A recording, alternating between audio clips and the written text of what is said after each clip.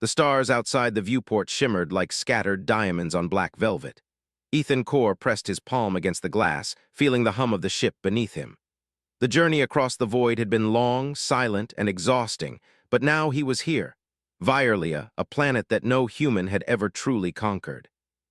Its towers stretched impossibly into the clouds, glowing with light that seemed alive, reflecting on the surfaces of floating vehicles that darted between buildings like swarms of metallic fireflies. Ethan exhaled, tasting the recycled air of the shuttle as his fingers brushed against the small, curved object in his pocket. The artifact had traveled with him across light years, protected from every sensor, every scanner, every eye that might recognize its significance. In this world, it was more than just an object. It was a key, a symbol, a warning. And the moment it reached the palace, everything would change. He adjusted his cloak and stepped out into the landing platform. The air was dense but breathable, tinged with an unfamiliar metallic tang that made his nose wrinkle. Around him, alien citizens moved with grace and efficiency, their long limbs and slender bodies seeming almost delicate compared to his own. Their skin shimmered in shades of silver and violet under the city lights, and their eyes glowed faintly as if holding secrets humans could never comprehend. He felt a shiver of both fear and awe. Ethan's mind raced. Every step brought him closer to the palace, but also deeper into danger. The streets were patrolled by tall, imposing guards whose uniforms glittered with embedded circuits. These sentinels moved without hesitation, their heads swiveling as if they could see in all directions at once. Ethan ducked into a narrow alley, keeping to the shadows, and allowed himself a moment to observe. The city was alive in ways he had never imagined. Holographic projections floated above markets, displaying strange symbols and moving images. Small drones zipped past, scanning faces and reading expressions with cold precision. He had read reports of such surveillance, but seeing it firsthand filled him with a mixture of awe and dread. His contact had told him how to navigate the streets, how to avoid attention. But Ethan was no stranger to risk. Humanity had always been underestimated, and he had learned to use that to his advantage. He slipped past a patrol by moving with careful rhythm, matching the flow of pedestrians, and ducked behind a statue that depicted a legendary Aranai general in mid-strike, wings spread wide and claws gleaming. Even the monuments of this city seemed alive, filled with a strange power he could not yet name. As he moved, Ethan's thoughts drifted to the Queen. The legends spoke of her as a being of immense intelligence and authority, feared across sectors and worshipped by her people. Yet she was more than that. The tales whispered of her psychic abilities, of how she could sense disturbances in her world, even across vast distances. Most dismissed such stories as exaggerations, but Ethan knew better. He had felt the ripple when he first approached the atmosphere, a subtle tremor in the psychic field that had sent a chill down his spine. That ripple could only mean one thing. The Queen was aware of him already. He paused at a corner, scanning the street ahead. A vendor sold fruits that glowed faintly under the neon lights, their skins pulsing with color in slow, hypnotic rhythms. Ethan thought of the people he had left behind on Earth, simple and unaware of the cosmic chess games being played. Here every move mattered, every step could be watched, and yet he felt a strange exhilaration. Humans were unpredictable, and in this world of rigid order, unpredictability was a weapon. Ethan's guide, a quiet Aranai scholar named Leora, had told him stories of the artifact. It was said to have belonged to a human who had once saved countless worlds from destruction centuries ago. She had spoken in hushed tones, as if merely acknowledging its existence could draw danger. Now, holding it in his pocket, Ethan could feel the weight of responsibility pressing against his ribs. This was more than a mission. It was history in motion, a moment that could redefine humanity's place among the stars. The palace loomed ahead, its spires cutting into the low-hanging clouds like the teeth of some great celestial predator. The main gates were open, wide enough for 100 soldiers to march side by side, but they were empty at this hour. Ethan's heart beat faster. He knew that somewhere within, the Queen was already aware of his presence, though she had not yet seen him. The thought sent a thrill of tension coursing through him. He approached cautiously, staying to the edges where the guards' sensors were least likely to sweep. His hand brushed the artifact, drawing a small warmth from it. Suddenly, a soft vibration traveled through the ground, a warning almost instinctive. Ethan froze, his senses sharpening. From deep within the palace, a ripple of energy pulsed outward, subtle but unmistakable. The Queen had felt him. She knew he was here. Inside the throne room, the queen stood before a council, her posture perfectly straight, eyes glowing with an eerie light. She had felt the ripple, the intrusion of something foreign yet familiar. Her mind raced, connecting threads no one else could perceive. And then a single name whispered across her consciousness, carried on currents of psychic energy: Ethan Core. Her heart skipped a beat, a rare human-like reaction, and her voice rang out without thought, startling even herself. He is here. She did not yet move, did not yet show fear. She simply stared, as if willing the intruder to appear. The presence she had sensed was strong, resolute, human in a way she had never encountered before. She knew that the coming moments could change everything. Ethan, meanwhile, had reached the inner courtyard. Gardens stretched in symmetrical patterns, with trees that shimmered faintly in shades he had no names for. Streams of water glowed faintly under the alien moonlight, flowing without sound. He marveled for a brief moment, then refocused. He had a purpose here. One wrong move could mean death, and yet every instinct in his body told him he was exactly where he needed to be. He noticed a pair of guards ahead, speaking quietly in a language he could not understand. Using a combination of human ingenuity and learned Aranai gestures, he managed to slip behind a column, avoiding their sensors. He paused, holding his breath, feeling the subtle pull of the queen's awareness like a beacon calling him forward. It was then that he saw Leora's signal, a small, almost imperceptible light blinking from behind a statue. She had managed to position herself near the palace entrance without drawing attention. Ethan nodded, acknowledging her silently. She had promised to guide him closer, to ensure the first encounter would not end in chaos. As he moved, he considered what would happen when he finally met the queen. The legends spoke of her as merciless, brilliant, and unyielding. Yet he had also heard tales of her curiosity, her desire to understand what made humans different. He clutched the artifact tighter, knowing it would speak for him in ways words never could. A sudden shift in the air made him stop. The courtyard seemed to hold its breath, the wind stilling, the distant hum of the city fading. Ethan realized that this was no ordinary moment. Something larger than politics, larger than any single mission, was at play. He was not merely a human in an alien world. He was a catalyst, a spark that could ignite change. The queen, in her chamber, felt the same tension. She had risen from her throne, eyes scanning the palace interior. Her advisors whispered urgently, but she barely heard them. The human was here, and she could feel his determination, his courage, the unique spark that humans carried. It was different from anything she had encountered in her long reign. It demanded recognition, respect, and careful consideration. Ethan's path led him closer to the palace doors. He could see the faint glow of the throne room in the distance, the unmistakable light of the queen's presence. Every step required calculation, patience, and courage. He reminded himself that humans were not always the strongest or the fastest, but they were relentless, adaptable, and capable of ingenuity that others could not predict. And then, as he approached the final corridor, a faint sound reached him, a whisper almost like a heartbeat in the walls. He froze, realizing it was not the sound of the palace nor the city outside.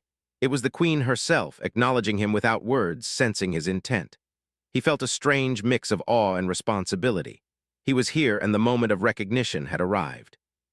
The palace doors opened silently before him, revealing the vast hall beyond. The throne, bathed in soft luminescence, waited, and at its center the queen's eyes met his across the distance. Time seemed to stretch, every detail sharpening, the delicate curve of her crown, the glow in her skin, the subtle power radiating from her very being. Ethan felt a shiver run down his spine, a mixture of fear and anticipation. For a moment neither moved. The guards watched silently, aware that this encounter was unlike any other. And then the queen spoke again, this time calmly, though her voice carried the weight of command and curiosity intertwined. "Step forward, human. Let us see who you are." The grand hall stretched before Ethan like a world of light and shadows. Its ceiling vanished into glowing clouds, and the floors reflected a spectrum of colors he could not name. Statues of past rulers lined the walls, each one more elaborate than the last, their eyes seeming to follow every movement. Ethan's heart raced, but he forced himself to move calmly, letting the human rhythm guide his steps. He had learned long ago that fear was dangerous when every second mattered. The queen remained on her elevated throne, her eyes locked on him. Despite her calm tone, her body radiated tension, the energy around her almost tangible. Ethan could feel it from across the hall, a quiet, steady pull that drew him forward as if some invisible thread connected them. He stopped a few meters from the throne, lowering his head slightly in respect. The artifact in his pocket pulsed gently, as if acknowledging that the moment had come. "Ethan Core," the Queen said, her voice carrying through the hall like a low chime. "You are far from your home, yet here you stand. Tell me why." "And to return what was lost long ago." He reached into his pocket and lifted the artifact. Its surface shimmered in response to the light, drawing attention even from the distant corners of the hall. The Queen's eyes widened ever so slightly, and her advisors exchanged nervous glances. Ethan knew that the object's power and significance were understood only by a few. To the Aranai, it was more than a relic. It was a symbol of human influence that could shift the balance of power across the galaxy. "You carry the relic of the first Voyager," one of her advisors whispered, so quietly that only the Queen could hear. Her eyes narrowed, and she inclined her head slightly, confirming the truth of the statement without speaking. Ethan's pulse quickened. This was the moment he had anticipated, yet nothing could fully prepare him for the weight of recognition. The Queen had not only sensed him, but she had also confirmed his identity before he even spoke a word. Humans often relied on intuition and improvisation, but here, those qualities alone were not enough. He needed to demonstrate purpose, precision, and calm under pressure. "I do," Ethan said. "It has been kept safe across countless worlds, and now it must return to its rightful place." He placed the artifact on a pedestal that seemed to rise from the floor as if the palace itself acknowledged the moment. The light of the hall reflected off it, bathing the room in a soft glow that made the Queen's features sharper, almost otherworldly. She leaned forward slightly, her voice low and commanding. "Few humans have ever walked these halls, Ethan Core. Fewer still have carried what you bear. Tell me what you know of the prophecy." He had been briefed, of course, on the legends of a human who would arrive when the galaxy's balance teetered, whose presence could unite or disrupt entire systems. But standing before the Queen, he realized that legends were only as powerful as the perception of those who believed in them. "The prophecy speaks of balance," Ethan said carefully. "Of a human whose courage, cunning, and adaptability can prevent destruction and bring unity.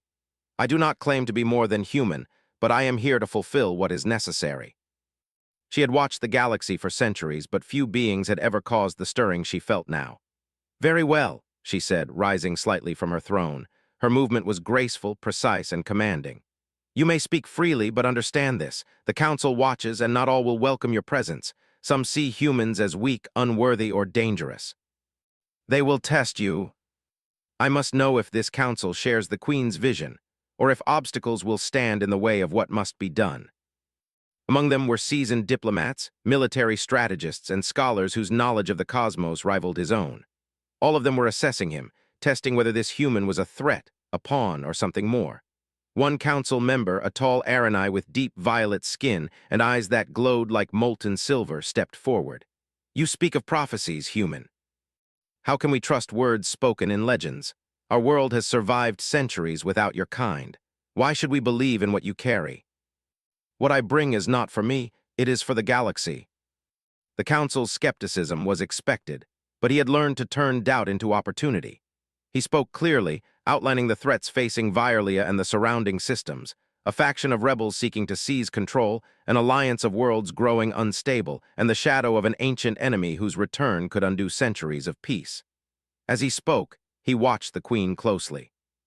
She listened intently, absorbing every detail, weighing every possibility. Her mind moved faster than any human could follow, analyzing probabilities, alliances, and strategies. Yet in her eyes he glimpsed something rare, a flicker of trust, fragile but real. By the time he finished, silence had fallen. The council members were no longer whispering among themselves, they were waiting. The air was thick with tension, anticipation, and curiosity.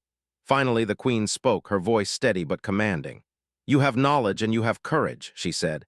"Yet knowledge without action is meaningless, and courage without guidance can lead to ruin. If what you say is true, then you must act. Prove yourself not by words, but by deeds. Can you do that, human?" "I can, I must. This shows the current state of the galaxy. Look closely, human. See the threats and the opportunities. What would you do?" Humans excel at improvisation in complex situations, sometimes where machines and prophecy fail. "That is why I came, to find allies who are willing to act, not just wait. The artifact will help, but it is our choices, our actions, that determine the outcome." Patience is a human skill as well, though often tested. Ethan felt the weight of responsibility pressing on him, but also a spark of determination. He was here, recognized, and ready to act. Humanity had been underestimated for centuries, but now, in the presence of the Queen, that could change. As they left the chamber, Ethan realized the scope of the challenge ahead. The council would test him, the palace guards would scrutinize him, and the artifact would draw attention from forces that wished it for themselves. But he also understood that humans had a gift the galaxy could not ignore: the ability to adapt, to innovate, and to rise when confronted with impossible odds. The Queen led him through winding corridors, showing him points of interest, discussing threats and resources. Her voice was calm, authoritative, and surprisingly patient. For a being of immense power, she displayed a respect for human reasoning that was rare among the stars. It gave Ethan a sense of purpose, a clarity of mission he had not felt since leaving Earth. By the time they returned to the Grand Hall, Ethan had a plan forming in his mind. He would need to earn the trust of the council, demonstrate his worth, and navigate the intricate web of politics and power within the palace. It was a daunting task, but one he was prepared to face. Humanity had always thrived in adversity, and here on Violia that same ingenuity would be tested on a galactic scale. The Queen looked at him once more, her eyes reflecting the artifact's glow. "You have arrived, human. Let us see what you can do." This was only the beginning, and already the universe seemed to hold its breath. The hall had emptied, leaving Ethan and the Queen moving through corridors lit with soft, pulsating light. Every surface gleamed, reflecting the distant city beyond, and the air seemed charged with a subtle energy that hummed against his skin. He kept his hand close to the artifact in his pocket, feeling its warmth and weight. It was a constant reminder that this mission was more than a journey. It was a test of both his courage and his mind. The Queen moved silently, her long steps echoing just faintly against the polished floors. Ethan struggled to match her pace, but he focused on observing every detail around him: the security devices embedded in the walls, the patterns of guards, patrols, and the subtle shifts in the palace's energy. He had learned to trust human intuition, and even here, far from home, it guided him. "The council will not be easy to sway," the Queen said without turning her head. Her voice was calm but carried authority that made him straighten instinctively. "They are loyal to tradition, to hierarchy, and to the laws they understand. Your presence disrupts all of that. You are a question they cannot answer." "I know that." Ethan studied the layout carefully, understanding the scale of the threats they faced. "This is the first challenge," the Queen explained. "A faction within my council believes they can seize power by taking control of the artifact. They will act soon, and they may strike before you are ready." He knew humans had an advantage the Aranai often underestimated: creativity in chaos. Predictable patterns and strict hierarchies were easily disrupted when one acted outside expectation. He studied the displays, tracing the positions of ships, patrols, and supply routes. "Then we must move fast," he said. "I can help you anticipate their moves if you allow me." "You will, but know this: your solutions will be unconventional. They may frighten some, challenge others, but they may also succeed where tradition fails." One of them, a silver-skinned strategist named Valen, stepped forward. His gaze was sharp, calculating, as if he were already predicting every move Ethan might make. "You claim knowledge of threats," Valen said, his tone neutral but edged with suspicion. "Yet you are human. Your history is short, your species weak compared to the Aranai. Why should we trust your judgment?" "Listen," she said. "Human or not, he carries insight we cannot ignore. He has arrived, and with him, we must consider possibilities we have never dared imagine. If we delay, opportunities will vanish. Sometimes, risk is the only way to prevent greater loss. You will have a chance to demonstrate, human. Actions will speak louder than arguments, and soon you will see the Council's true intentions." Ethan studied them carefully, recognizing patterns, calculating odds, and noting vulnerabilities. "Your species excels at improvisation," the Queen said, observing him silently. "You see connections that my people often overlook, but your insight is only valuable if it can be acted upon swiftly. We must act, test, and adjust as we go. That is how humans survive chaos. That is the human advantage. Then we must prepare. I suggest we set a trap, not for attack, but for observation. Let them reveal their intentions without gaining advantage." Ethan suggested using a combination of misdirection, subtle technological interference, and human improvisation to manipulate the faction's perception. The Queen contributed her psychic insight, allowing them to predict possible reactions and adjust in real time. Hours passed as they refined the strategy. Ethan was struck by the Queen's brilliance, her ability to process vast amounts of information at once, and yet she valued his human perspective. It was a rare partnership, two vastly different minds working toward a shared goal, each complementing the other. Finally, they were ready. The Queen led Ethan to a corridor that overlooked the council chambers, allowing them to observe movements without being seen. Shadows flickered as advisors moved in patterns, some deliberately testing the artifact's security, others whispering among themselves, plotting unseen. Ethan studied them carefully. He noted subtle signals, the way hands twitched near concealed devices, the quick glances toward hidden entrances, the slight tension in the shoulders of those who underestimated him. Human intuition, sharpened by experience and instinct, allowed him to anticipate moves the Aranai had not even considered. The first to act was Valen, the strategist. He approached the pedestal where the artifact rested, moving with precision and confidence. His eyes gleamed with intent, and Ethan recognized the moment he would attempt to seize it. "Wait," Ethan whispered. He reached for a small device he had carried, a human invention, simple yet clever.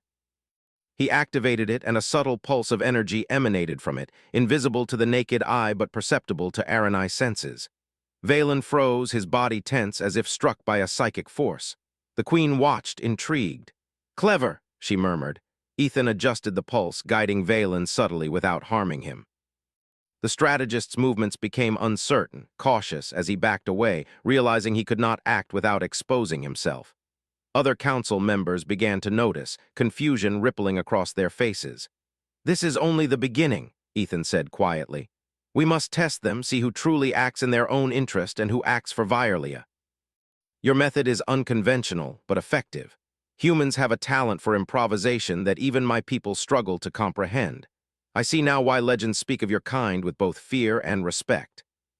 Some council members attempted subtle moves to manipulate the artifact's position, while others whispered to unseen agents, seeking advantage. Ethan cataloged each action, noting motivations and potential allies. By the time dawn approached, a clear pattern had emerged. A faction within the council sought control for personal gain, while others acted out of loyalty to the Queen and the well-being of Violia. Ethan shared his observations, suggesting methods to neutralize threats without open conflict, relying on intelligence, strategy, and human ingenuity rather than force. The Queen listened, her eyes glowing faintly. "You are learning quickly," she said. "And you have reminded me why humans are more than stories. Your presence challenges assumptions, and your approach protects without unnecessary destruction. That is a rare quality." But he also knew he had the Queen's trust, and that together they could navigate the complexities of the palace, reveal hidden agendas, and protect the artifact. "This is only the beginning," Ethan said. "The Council may test me further, but their intentions are now visible. We can act before any harm comes to the artifact, or to the people of Violia." Humans had always faced impossible odds, and somehow they found a way to turn obstacles into opportunities. Here, in the heart of Violia, that same spirit would be tested and proven. As the first rays of Violia's sun pierced the palace windows, bathing the hall in a soft golden light, Ethan and the Queen prepared for the coming challenges. Outside, the city continued its rhythm, unaware that history was unfolding within the palace walls. Inside, humans and Aranai worked together, bridging the gap between species, blending ingenuity and power, observation and action. For Ethan, this night had confirmed something essential. Recognition was only the beginning. Survival, trust, and influence depended on choices, cleverness, and courage. The council had been tested, and now the game had begun. And for the Queen, Ethan's presence was a revelation. Humans were not merely fragile observers of the cosmos. They carried potential, determination, and unpredictability that could reshape worlds, challenge assumptions, and change the balance of power forever. The palace was silent once more, but the tension remained, a promise of challenges to come. Both Human and Aranai knew that the next moves would determine not only their immediate success, but the destiny of many worlds. The palace corridors were quiet now, but Ethan could feel the tension lingering like a living thing.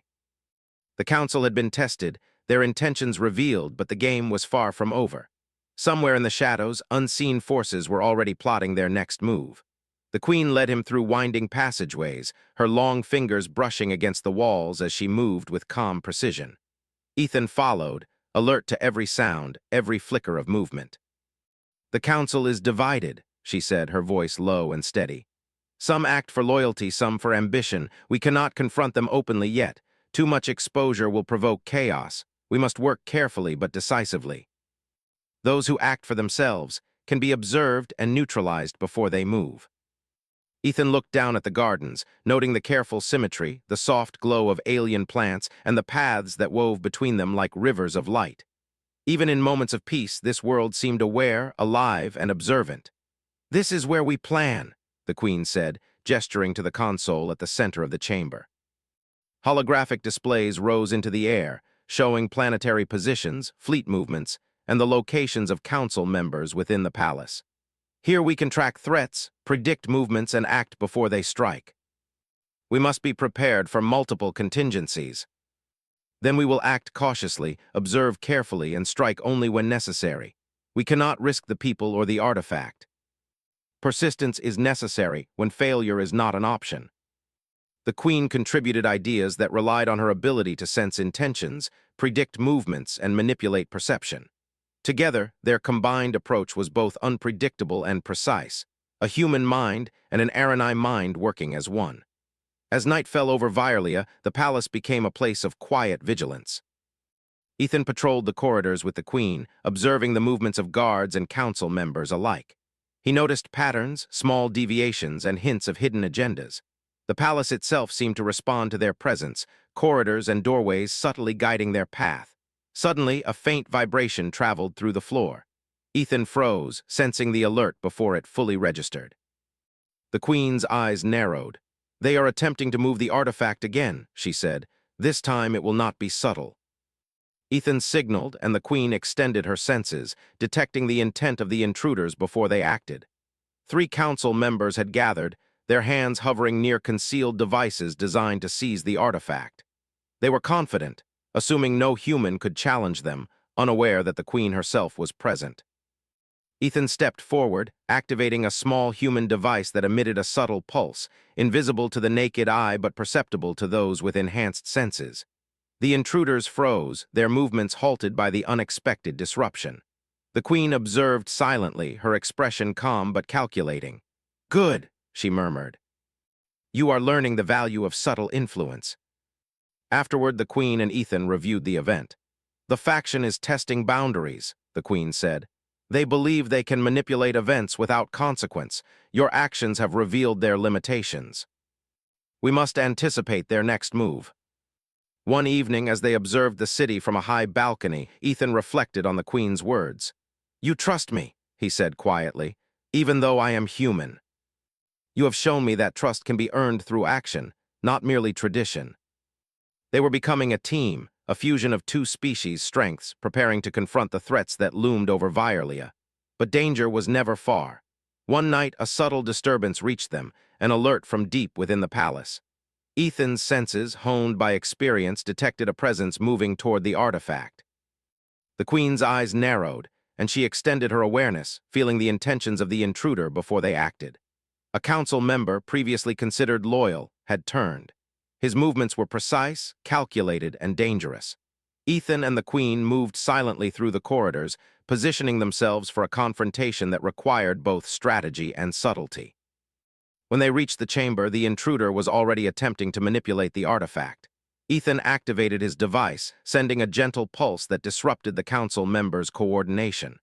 The queen's psychic influence further delayed him, creating confusion without alerting the rest of the palace. Ethan stepped forward, his voice calm but firm. "Step away," he said. "Your intentions are clear, and they will not succeed. You are learning the value of restraint as much as action." The faction within the council was not fully revealed, and the stakes extended far beyond the palace walls. The galaxy itself teetered on the brink, and the artifact's power could draw attention from forces far more dangerous than any council member. Ethan spent the next days preparing further. He coordinated with loyal advisors, set traps for observation, and refined strategies for both defense and subtle influence. The Queen's guidance was invaluable, providing insight into psychic detection, patterns of behavior, and the strengths and weaknesses of their allies and adversaries. Together, they identified hidden threats, potential collaborators, and paths that could lead to both security and advantage. Ethan's human creativity complemented the Queen's foresight, and their combined efforts began to stabilize the palace while preparing for future conflicts. One evening, as the two observed the city's lights, Ethan spoke quietly. "We have tested the council, revealed the first faction, and secured the artifact. But this is only the beginning. There are others who will act, and their methods will be far more dangerous. That is our strength." They continued to refine their plans, preparing for the inevitable confrontation with the remaining faction members. Every step required precision, patience, and foresight. Every action had consequences that rippled across the palace and beyond. Yet Ethan felt ready. Humans had faced impossible odds before, and here, in an alien world, that same ingenuity and courage would guide them once more. The night was quiet, but both knew it was a calm before a storm. The Council's factions, hidden agents, and the galaxy itself would soon challenge them further. But in that moment, Human and Queen stood together, united by purpose, strategy, and trust. The alliance they had formed was more than a partnership. It was a fusion of two worlds, two species, and two perspectives, preparing to face challenges that neither could confront alone. Ethan glanced at the artifact, glowing softly in its pedestal. Its warmth was reassuring, a reminder that the past, present, and future were connected through action, courage, and determination. He looked at the Queen, whose eyes reflected both curiosity and respect. Together, they were ready to face the coming trials. The palace was silent once more, yet the tension of anticipation lingered. Outside, the city continued its rhythm, unaware that within the walls, two minds, one human, one Aranai, were shaping the course of history. They were ready to confront the next threats, to protect the artifact, and to prove that humanity, unpredictable and resilient, could stand alongside one of the galaxy's most powerful beings. The palace was alive with tension. Every corridor, every doorway, every shadow seemed to hum with anticipation. Ethan Core moved quietly alongside the Queen, feeling the weight of responsibility settle deep in his chest.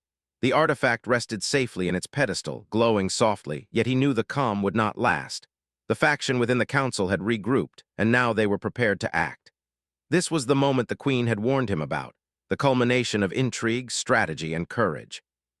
Outside the palace, the city of Virlia slept under a calm sky, unaware that the fate of its people, and perhaps the galaxy, was being decided within these walls. The Queen's eyes glowed faintly in the dim light, scanning for threats. She moved with grace, her presence commanding and serene, yet beneath the surface was a readiness for action that matched Ethan's own. "They will come soon," she said quietly. "The faction believes they can seize the artifact by force. They do not understand the alliance they face. We anticipate, we respond, and we protect the artifact. Nothing else matters." From this vantage point, they could observe the council members as they moved, unaware that their plans were already known. Shadows flickered, and subtle movements indicated coordination among the conspirators.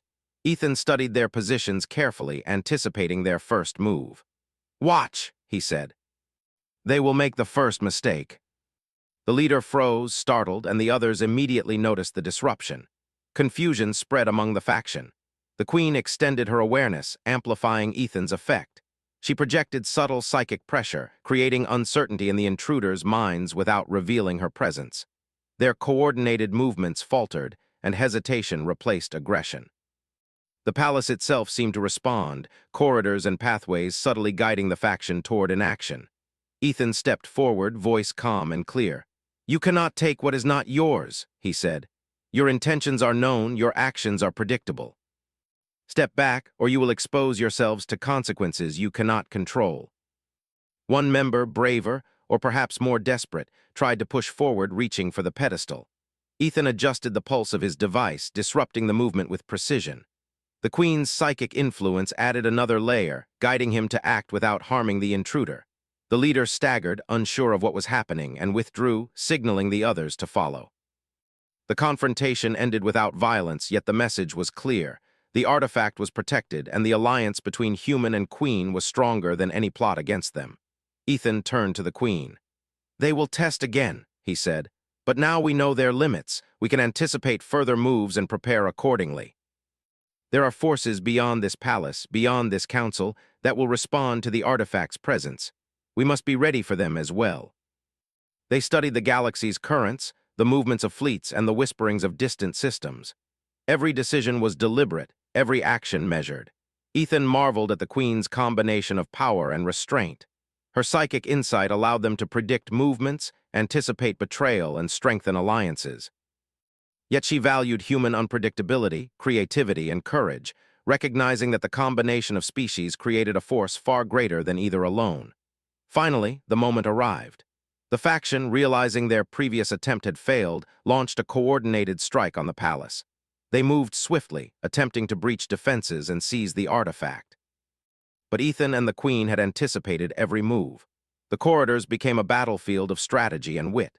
The faction's agents were fast, trained, and precise, yet they could not anticipate the combination of human ingenuity and Aranai foresight.